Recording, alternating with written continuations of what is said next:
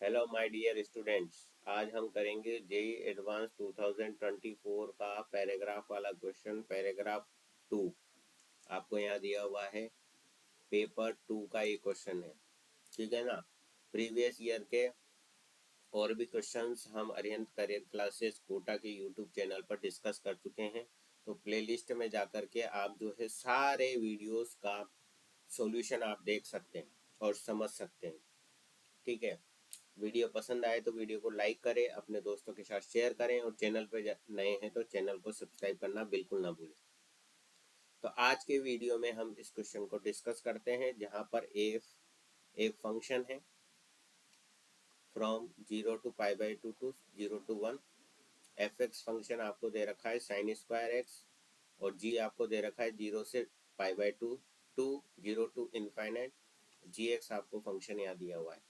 अब इसको देख करके आपको क्या दिख रहा है कि मेरे को x कॉमन दिख रहा है साहब। यहाँ पे जी एक्स में आपको क्या कॉमन दिख रहा है साहब? अगर x कॉमन लेता हूँ तो पाई बाई 2 माइनस एक्स बचेगा, यहाँ पर दिख रहा है ना। इससे मुझे पता लग गया यहाँ किंग्स वाली प्रॉपर्टी में जो है अप्लाई कर सकता हूँ, क्योंकि यहाँ लिमिट भी आपकी क्या दे रखी है 0 to pi by 2, 0 to pi by 2 आपको दी हुई है क्वेश्चन के अंदर, ठीक है।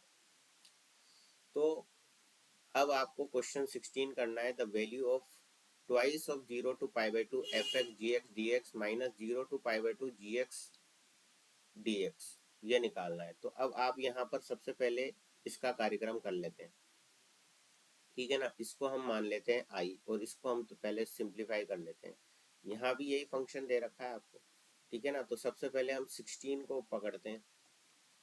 16th में हमको दे रखा है let I is equal to from 0 to pi by 2 f x g x, जो है हमको दे रखा है f x g x d x दे रखा है, ठीक है। 0 से पाई बाई 2 उठा लिया आपने। एफ एक्स की वैल्यू दे रखी है आपको साइन स्क्वायर एक्स, और जी एक्स आपको दे दिया x minus pi by 2 minus x d x. This is equation number 1। अब किंग्स वाली प्रॉपर्टी लगाते हैं हम, तो x को पाई बाई 2 माइनस एक्स से रिप्लेस कर देते हैं साहब। तो पाई बाई 2 माइनस एक्स से रिप्लेस करा, इसको तो ये आया।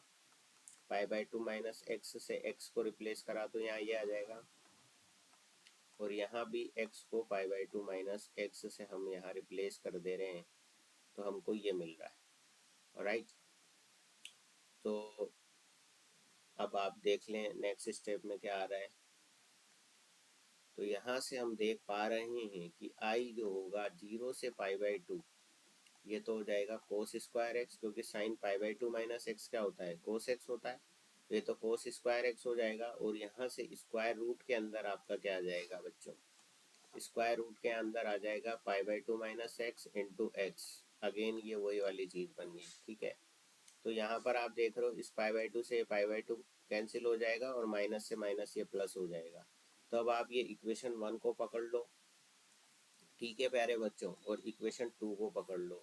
तो 1 में इक्वेशन 2 को हम इक्वेशन 1 में इक्वेशन 2 को अगर हम ऐड कर देते हैं प्यारे बच्चों, तो हमारे पास क्या आएगा, 0 से पाई बाई 2 इंटीग्रेशन, यहाँ पर हमारे पास बचेगा square root of x pi by 2 minus x, यही बचेगा, क्योंकि इन दोनों में से ये वाली टर्म आपकी कॉमन आ जाएगी। और कोस स्क्वायर एक्स और साइन स्क्वायर एक्स एक साथ आप कर दोगे तो वो वैल्यू क्या हो जाएगी, cos square x plus sine square x, वो वाली वैल्यू आपकी क्या बन जाती है, 1 बन जाती है। अब इस x को अगर मैं जरा अंदर मल्टीप्लाई करता हूँ तो क्या आता है, integration from 0 to pi by 2, ठीक है, square root of pi by 2 x minus x square आ जाएगा डी एक्स, राइट। अब अगर मैं यहाँ से माइनस कॉमन लेता हूँ तो ये माइनस का हो जाएगा और ये प्लस का हो जाएगा। अब यहाँ जरा हम कोशिश करेंगे कंप्लीट स्क्वायर बनाने की। तो यहाँ पर हम कंप्लीट स्क्वायर बनाने की कोशिश करते हैं, तो यहाँ पर आपका बनेगा x माइनस पाई बाई 4 का होल स्क्वायर, ठीक है, x माइनस पाई बाई 4 का होल स्क्वायर, ये माइनस को तो बाहर ही रहता हूँ मैं, और यहाँ पर आ जाएगा आपका पाई स्क्वायर बाय 16, ठीक है। क्योंकि यहाँ पाई बाई 4 मैंने इसमें ऐड कर दिया, तो पाई बाई 4 मुझे सब्सट्रैक्ट भी करना पड़ेगा, राइट। सो आई की वैल्यू क्या आ जाएगी हमारे पास,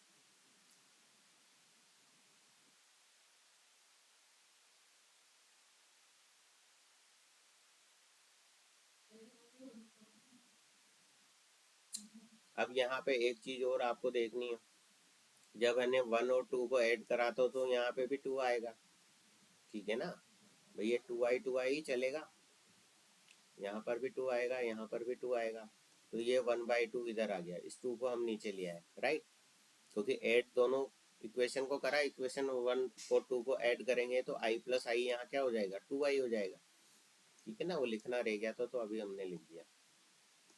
तो यहाँ पर क्या हो गया आपके पास 1/2, ध्यान से देखिए, integration from 0 to π/2।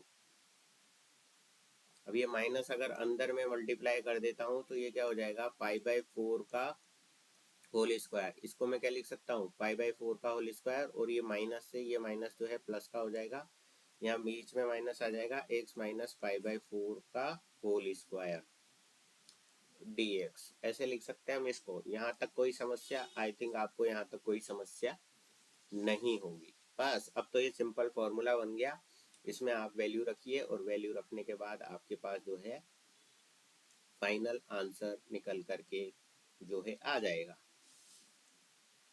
Clear, I hope आपको चीजें समझ में आ रही है। अब इसका हमको फॉर्मूला पता है, ठीक है, integration of square root of a square minus x square d x, इसका फॉर्मूला होता है 1/2 x/2 square root of a square minus x square plus a square by 2 sine inverse x by a, ये formula होता है आपका, अगर आपको ध्यान हो तो, ठीक है। तो सेम यही फॉर्मूला हम यहाँ अप्लाई करेंगे, i is equal to 1/2 x minus π/4 divide by 2 square root of x minus π/2 minus x, ठीक है ना भाई, x/2 करेंगे यहाँ पर, तो यहाँ पर x की वैल्यू तो ये वाली है ना, तो दिस डिवाइड बाई 2, और फिर वापस से आपको ए स्क्वायर माइनस एक्स स्क्वायर लिखना है, तो ये पूरा टर्म आप लिखो, इससे बढ़िया है कि स्टार्टिंग में जो टर्म था आपके पास, ठीक है ना, वही वाले टर्म आप लिख दो,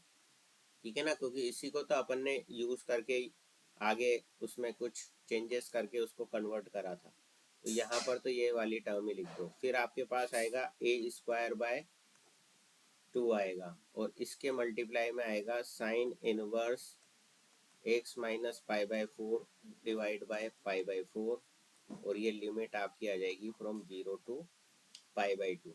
क्लियर, तो i is equal to half तो आ गया। अब एक बार जब यहाँ π/2 रखोगे तो ये पूरी टर्म 0 बन जाएगी, और जब लोअर लिमिट आप यहाँ रखोगे 0 x की जगह, तो तब भी ये वाली टर्म आपकी पूरी क्या बन जाएगी, 0 बन जाएगी। तो इस टर्म को तो आप छोड़ ही दो, क्योंकि 0 माइनस 0 तो 0 ही हो जाएगा, ठीक है। उसके बाद यहाँ पर आपके पास क्या बचता है, ये वाली टर्म क्या है आपकी, पाई स्क्वायर बाय 32 दिख रही है मुझे तो, ये है ना, तो ये आ गया आपका पाई स्क्वायर बाय 32, और ये आ जाएगा साइन इनवर्स π/2, यहाँ रखोगे तो यहाँ क्या बचेगा, π/4 बचेगा न्यूमरेटर में, ठीक है, और π/4 अपॉन π/4 1 हो जाएगा, यानी कि साइन इनवर्स 1 बचेगा, ठीक है। और नेगेटिव करते हैं अपन, तो जब यहाँ 0 रखते हैं तो साइन माइनस π/4 अपॉन π/4 बचेगा, यानी कि यहाँ पर माइनस का 1 बचेगा, ठीक है। तो अब यहाँ आप देखो ये क्या बन रहा है, पाई स्क्वायर बाय 64, ठीक है, और ये बन रहा है π/2 माइनस ऑफ माइनस π/2, ठीक है ना, तो ये तो बन गया पाई, और ये बन गया पाई स्क्वायर, और ये बना 64 डिवाइड में, तो ये बना π³ बाय 64, ठीक है, ये क्या बना, π³ बाय 64, आई की वैल्यू आ गई।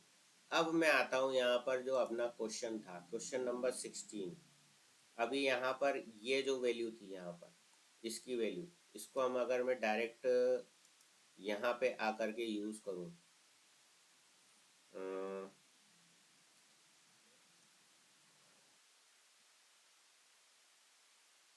यहाँ से ही पकड़ लो आप, ये इक्वेशन 3 मान लो आप, ये वैल्यू आप देख रहे हो, ये gx की वैल्यू थी, अगर दिख रही है आपको तो, ठीक है ना, ये वैल्यू किसकी थी, gx की वैल्यू थी। तो अब ये जो 16th क्वेश्चन है, इसकी वैल्यू जो है कन्वर्ट होकर के इसकी जगह में क्या लिख सकता हूँ, ये तो 2 दे ही रखा है, ये I माना था, तो ये क्या हो जाएगा 1/2 इंटीग्रेशन gx से dx 0 से π/2, ऐसे लिख सकता हूँ मैं इसको। एक बार यहाँ वापस से देख लो आप क्या आ रहा है, ये जो वैल्यू आ रही है इसको मैं कैसे लिख सकता हूँ, I is equal to 1/2 integration from 0 to π/2, ये पूरी वैल्यू आपकी gx है, अगर तो gx dx लिख सकता हूँ ना इसकी जगह। ठीक है, इसी को तो सॉल्व करके हम ये ले आए थे।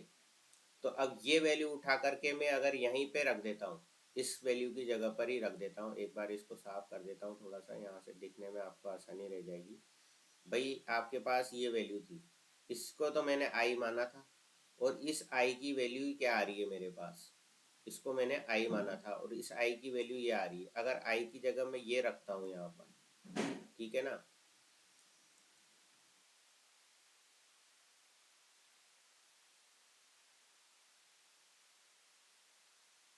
इस आई की जगह अगर ये वैल्यू मैं यहाँ रखता हूँ 1/2 इंटीग्रेशन फ्रॉम 0 से π/2 gx dx, तो इस 2 से तो ये 2 कट गया, और ये वाली पूरी टर्म से ये वाली पूरी टर्म माइनस हो जाएगी, क्योंकि सेम है ना ये वाली टर्म और ये वाली टर्म, तो इसका आंसर क्या हो जाएगा 0 हो जाएगा। तो 16th का आंसर तो आपका क्या आ गया 0 हो गया। अगर इधर हम सफाई से भी लिखें तो यहाँ पर आपको क्या दे रखा था, इसकी वैल्यू आपको निकालनी थी, सपोज जो हमको दे रखा है वो आई डैश दे रखा है, तो 1/2 ट्वाइस ऑफ 1/2 इंटीग्रेशन 0 से π/2 gx dx हो गया था, और ये आपका है 0 से π/2 gx dx, यही लिखा हुआ है वहाँ पे। ठीक है ना, तो आई की जो वैल्यू थी वो हमने यहाँ पर पुट कर दी। ठीक है, अब इस 2 से ये 2 कैंसिल हो गया, और दिस माइनस दिस ये क्या हो गया 0 हो गया। तो ये तो आंसर हो गया आपका 16 का। अब जो 17th क्वेश्चन है वो आपको क्या दे रखा है यहाँ पर, पाई क्यूब 16/π³ दे रखा है, 16/π³, और आई ये वैल्यू थी आई की।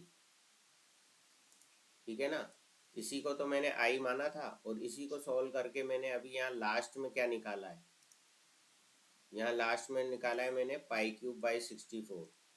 ठीक है, तो ये π³/64 आ गया है ना, तो π³ से π³ कैंसिल हो गया, 64 16/64 ये आ गया आपका 1/4, 1/4 होता है 0.25।